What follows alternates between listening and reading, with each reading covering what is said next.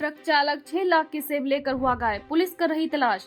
हिमाचल प्रदेश की सोलन सेब मंडी से एक ट्रक कर्नाटक की ओर रवाना हुआ था, लेकिन यह ट्रक रास्ते में ही गायब हो गया। ट्रक में 6 लाख रुपए की कीमत 391 सेब की पेटियां भरी हुई थी। हैरानी वाली बात तो यह है कि सेब की आढ़ती ने अपना मुंशी भी ट्रक के साथ भेजा था, लेकिन उसे भी ट्रक चालक चकमा देकर ट्रक लेकर फरार हो गया। पुराना बस अड्डा के साथ ऑटो रिक्शा व टैक्सी स्टैंड में एक सूखा पेड़ गिरने से 3 गाड़ियों को भारी नुकसान हुआ। सोलन शहर के पुराना बस अड्डा के साथ ऑटो रिक्शा व टैक्सी स्टैंड में एक सूखा पेड़ गिरने से 3 गाड़ियों को भारी नुकसान हुआ। वहीं एक टैक्सी में ड्राइवर भी अंदर ही बैठा था, जो बाल बाल बच गया। एक टैक्सी स्टैंड में निजी वाहन भी लगा था, उसे भी भारी क्षति पहुंची है, जबकि साथ में ऑटो रिक्शा भी खड़े थे। धर्मपुर मुख्यालय पर स्थित बस अड्डा धर्मपुर में बने दुकानों के मालिकों ने किया धर्मपुर बस अड्डे पर कब्जा। बता दें कि धर्मपुर बस अड्डे में जितनी भी दुकानें बनी हुई है, उनमें से कुछ दुकानदार अपनी दुकानों के बाहर 6 से 7 फुट की जगह पर अपना सामान बाहर बस अड्डे की तरफ रख जाते हैं और यात्रियों के लिए जो कुर्सियां लगाई गई है, उनके इधर उधर भी दुकानों का सामान फैला हुआ था, जिसकी वजह से लोगों को बैठने में मुश्किल हो रही है। हाल ही में पहले एक दुकानदार की दुकान के बाहर जब परिवहन चालक ने गाड़ी लगाई तो दुकानदार परिवहन चालक से उलझ पड़ा और मारपीट व गाली गलौज करने पर उतर आया। कहने लगा कि यहाँ पर बस नहीं लगानी चाहिए थी, जिसे लेकर परिवहन चालकों और यात्रियों में रोष हो गया।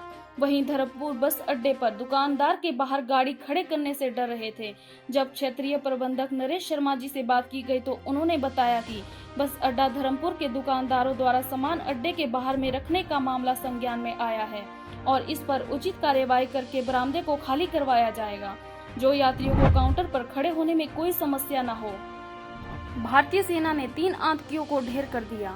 भारतीय सेना ने गुरुवार को LOC पर उड़ी के पास रामपुर सेक्टर में 3 आतंकियों को ढेर कर दिया।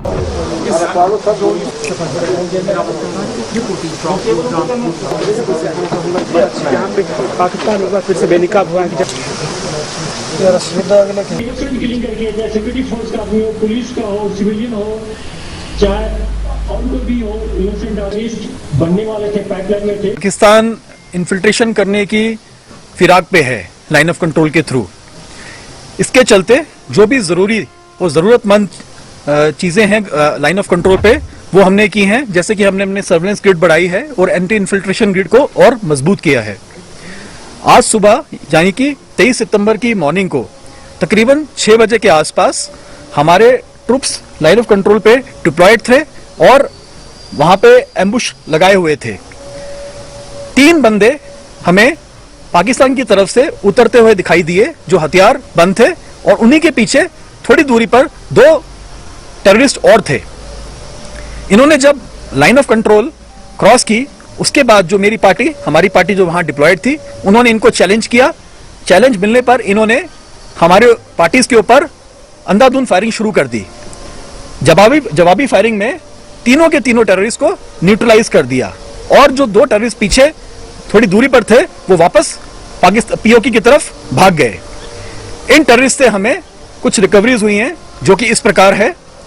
AK सीरीज की राइफल्स 5, जो कि छोटे बैरल वाली है, AK-74, 7 Chinese pistols, 1 revolver, AK की magazines, 24 UBGL grenades, 38 Chinese grenades और 7 पाकिस्तानी ओरिजिन के ग्रेनेड्स।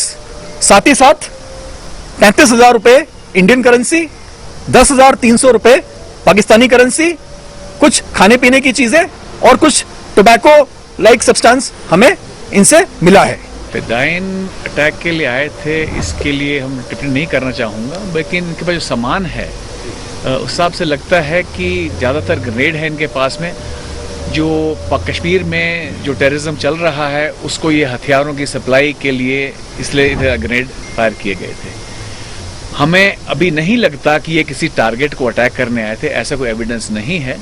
ये एक कोशिश थी हथियार और गोला बारूद को सप्लाई करने की, ताकि कश्मीर में टेररिज्म को सपोर्ट किया जा सके। देखिए, हाँ, ये आप देखेंगे जैसा बताया, ये जो राइफल है AK सीरीज की राइफल AK-74 है। इसकी बैरल छोटी है, इसे कंसील करना आसान रहता है। जैसे कोर कमांडर साहब ने बताया कि ज़्यादातर अभी जो किलिंग्स हो रही हैं वो पिस्टल से हो रही हैं। पिस्टल को छुपाना आसान रहता है। उसके अलावा AK सीरीज हथियार भी है, छोटे बैरल वाली AK, ताकि उसको आदमी कैरी कर सके, आराम से कंसील कर सके। तो इसका मकसद इन हथियारों का ये है कि सिविल आम पब्लिक को टेरराइज किया जा सके। ये छोटे बैरल के हथियार सेना से मुकाबले के लिए काम नहीं आते। ये जो निहत्थी पब्लिक है उसको टेरराइज करने के लिए, उसको मारने के लिए